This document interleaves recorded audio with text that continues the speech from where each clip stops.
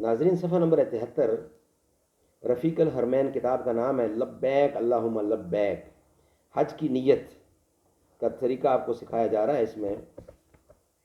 حج و عمرے کا طریقہ اور دعائیں، یہ مین کتاب کا نام ہے رفیق الحرمین۔ اس میں ہم آپ کو ٹرین کر رہے ہیں کہ حج اور عمرہ پر جانے کے لیے کن چیزوں سے باز رہنا ہے، کیا کیا پڑھنی ہے، کس مقام پہ آپ پڑھنی ہے، یہ ساری چیزیں آپ کو سکھلائی اور بتائی جا رہی ہیں۔ قرآن کریم کیا کہتا ہے اس کے بارے میں؟ وَأَتِمُّوا الْحَجَّ وَالْعُمْرَةَ لِلَّهِ، حج اور عمرہ اللہ کے لیے پورا کرو۔ وَلِلَّهِ عَلَى النَّاسِ حِجُّ الْبَيْتِ مَنِ اسْتَطَاعَ إِلَيْهِ سَبِيلًا، اور اللہ کے لیے لوگوں پر اس گھر کا حج کرنا اور جو اس تک چل سکے۔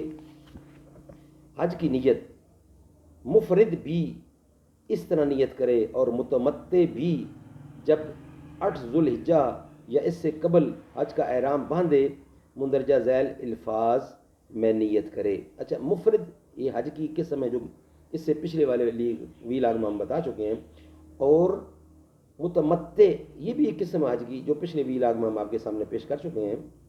تو یہ کہتے ہیں مفرد بھی اسی طرح نیت کرے اور متمتع بھی جب 8 ذی الحجہ یا اس سے قبل حج کا احرام باندھے تو یہ نیت کرے۔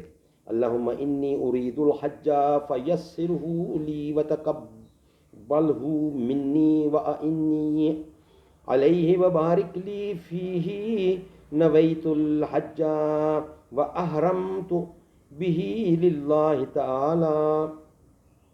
اے اللہ، میں حج کا ارادہ کرتا ہوں، اس کو تو میرے لیے آسان کر دے اور اسے مجھ سے قبول فرما اور اس میں میری مدد فرما اور اسے میرے لیے بابرکت فرما۔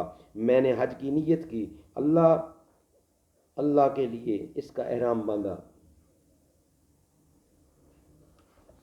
آئیے جناب۔